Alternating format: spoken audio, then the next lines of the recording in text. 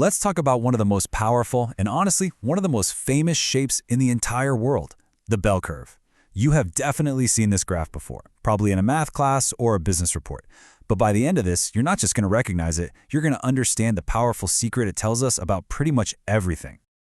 Every single day, we as a species create 2.5 quintillion bytes of data.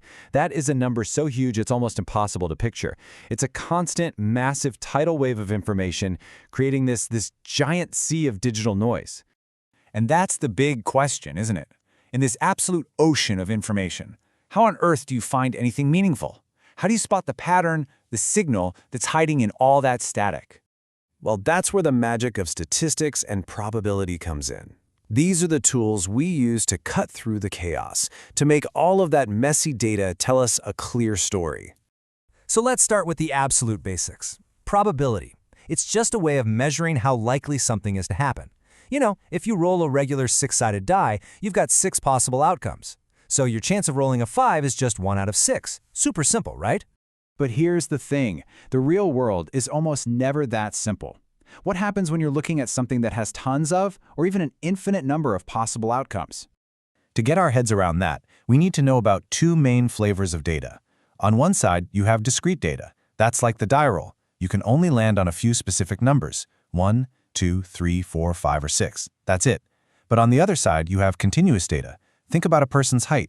It's not just 175 or 176 centimeters. It could be 175.1 or 175.11 or 0.112. You get the idea. There's an infinite number of possibilities. You can't just count them anymore. So for all that messy, continuous real-world data, we need a totally different kind of tool. We need a graph that can show us the big picture across all those infinite possibilities. And I'm willing to bet you have seen this graph a million times. Yep, there it is, the bell curve. It's in textbooks, news articles, everywhere. It's probably one of the most recognizable graphs on the planet. But what is it actually telling us? Okay, so the official kind of nerdy name for this is a probability density function, or PDF. But don't let the technical name throw you off. All it means is that it's a picture of what's likely. The higher the curve, the more common that result is. Simple as that. Now, this specific, perfectly symmetrical bell shape is called a normal distribution, and it tells a really clear story once you know how to read it. So let's break it down piece by piece. First, you've got the peak, that highest point right in the middle. That's the average, or the mean, of all the data. In a normal distribution, the most common, most probable outcome is the average one. And if you look, you'll see that most of the data is all clustered right there, huddled around that peak. The closer you are to the average, the more likely you are to see that result. This is where most of the action happens.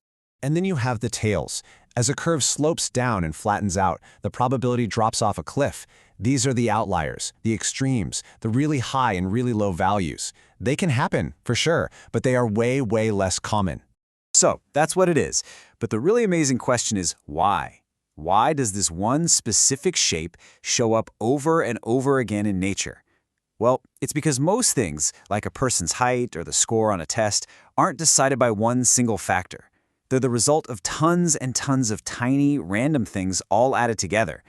And whenever you do that, whenever you add up a bunch of random variables, the pattern you get almost always looks like this beautiful bell curve. Let me give you a fantastic real-world example. A data analyst at Walmart was just digging through sales data and found something really weird. They discovered that just before a hurricane was about to hit, sales of strawberry Pop-Tarts would go up by 7 times. Totally bizarre, right? So this is what that looks like. Walmart knew the normal sales pattern for Pop-Tarts, what their everyday bell curve looked like. And because they understood what was normal, this giant, unexpected spike in sales stuck out like a sore thumb. They had found the signal in the noise. And this pattern is hiding in plain sight everywhere. I mean, the grades on a class test, the heights of people in a crowd, even things you wouldn't think of like head sizes or blood pressure readings, they all tend to follow this same bell-shaped curve. And of course, so do sales patterns for a lot of products. And this isn't just about stocking Pop-Tarts. Companies like Netflix are obsessed with this stuff. They analyze the viewing habits of millions of us to figure out what a normal viewing pattern looks like. By understanding that distribution, they can spot trends and perfectly recommend the next show you're probably going to love, which, of course, keeps you on their platform. So the crucial takeaway here is this.